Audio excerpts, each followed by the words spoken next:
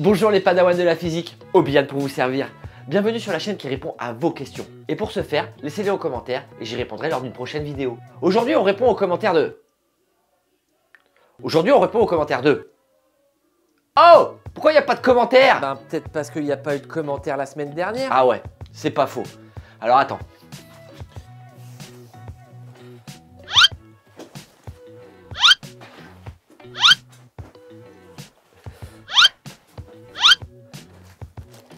Ah ça y est, je les ai retrouvés. J'ai des couches, on va pouvoir faire une expérience. D'abord, on va se changer.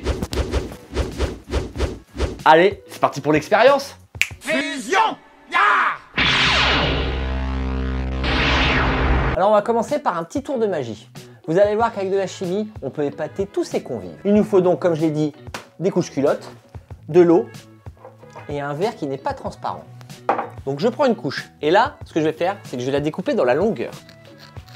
Maintenant qu'elle est découpée dans la longueur, là, vous voyez, je vais enlever le coton.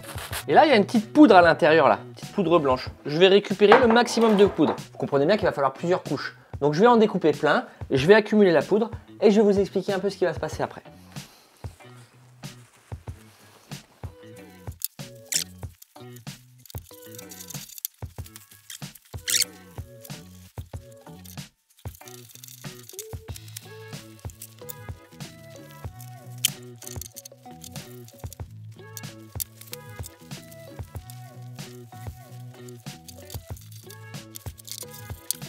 Après quelques couches désossées, on se retrouve avec un peu de poudre. Cette poudre, vous allez la mettre dans le verre opaque. Donc là, on est d'accord que tout ça, c'est préparé en amont. Votre tour de magie n'a pas commencé, vous faites ça avant. Et maintenant, vous arrivez avec votre verre et vous dites « Attention, je prends de l'eau. »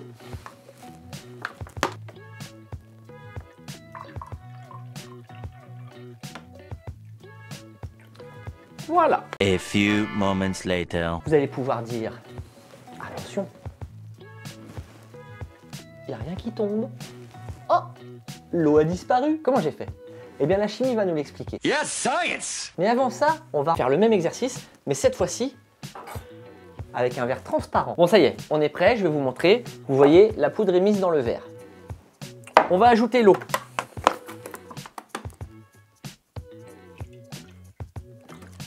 Ça suffira bien. A few minutes later. On le voit bien. C'est solide. Ça tombe pas. Qu'est-ce qui s'est passé? Eh bien, à l'intérieur des couches, on a ce qu'on appelle du polyacrylate de sodium. Le polyacrylate de sodium, c'est ça qui va permettre d'absorber le pipi des bébés. Mais comment ça marche? Eh bien, le polyacrylate de sodium est ce qu'on appelle un polymère. C'est quoi un polymère? Eh bien, c'est une chaîne de monomères. Je me doute bien que ça vous arrange pas ce que je vous raconte. Mais chaque monomère est accroché à un autre monomère, puis un autre monomère. Ça va faire une chaîne. Si vous voulez une analogie pour comprendre, imaginez un collier de perles. Le collier de perles, c'est votre polymère. Et chaque perle, c'est un monomère qui est attaché à un autre monomère pour faire un collier. Le polyacrylate de sodium, en plus, c'est un polymère ultra absorbant. Ça veut dire qu'il va absorber de l'eau. Mais quelle réaction chimique fait que ça absorbe de l'eau? Bon, déjà, juste pour que vous ayez une idée, la formule du polyacrylate de sodium, c'est C3H3NaO2. Et la forme du monomère, ça ressemble à ça. Sauf que, imaginez que ce polymère, cette chaîne-là, quand elle est sous forme de cristaux, c'est équivalent à une boule de fil. Prenez un fil de laine, vous l'entortillez, tout est serré. Toc, ça tiendrait dans la main. Ensuite, je vais les mettre dans de l'eau. Qu'est-ce qui va se passer? Eh bien, le sodium va se détacher de chaque monomère. Et on va se retrouver avec des formes ioniques. Donc le sodium qui se détache va devenir un ion Na+, et chaque monomère va être du C3H3O2-. Mais je vous ai dit tout à l'heure que ça avait une forme de pelote. On sait qu'une charge moins en présence d'une autre charge moins, ça se repousse. Eh bien la pelote, vu que c'est un polymère, il y a des charges moins partout. Donc chaque charge moins va se repousser. Ce qui fait qu'on passe d'une pelote à un fil linéaire. Donc déjà, on voit qu'on va commencer à prendre du volume. Deuxième truc, on le met en présence d'eau. Là, on ne va pas rentrer trop dans le détail, je l'expliquerai peut-être lors d'une prochaine vidéo.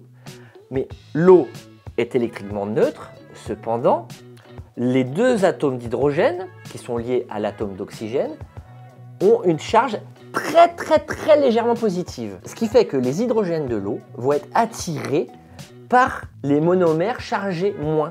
donc il va bien absorber de l'eau. Et c'est comme ça qu'on voit qu'il va prendre du volume et absorber de l'eau, et qu'on se retrouve avec cette forme à moitié solide, en tout cas où l'eau a été absorbée. Mais en plus, vous savez ce qui est marrant, c'est qu'on peut faire de la neige artificielle avec ça. Et pour rendre ça un petit peu plus attrayant, on va faire ça dans mon jardin. En plus, j'en ai pris 1 kilo. Et bien voilà, ça y est, on est dans le jardin, on va commencer par remplir le bac. One eternity later. Et voilà. Maintenant que la bassine est remplie, il n'y a plus qu'à mettre notre kilo de polyacrylate de sodium et on va voir ce que ça va donner.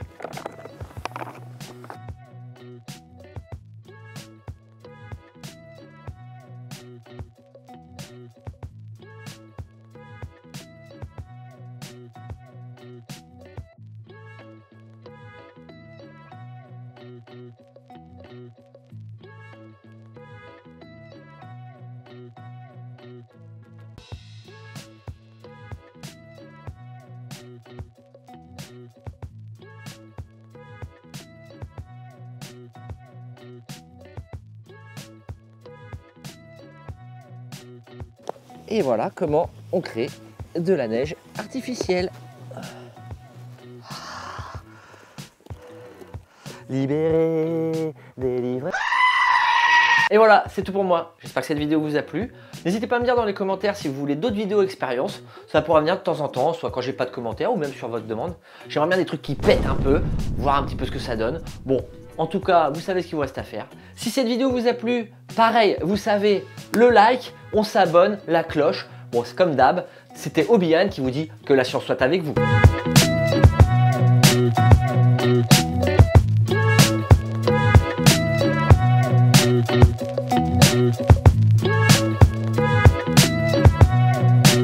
Et j'ai oublié, forcément, le récipient pour mettre le polyacrylate parce que je suis vraiment qu'une tétine.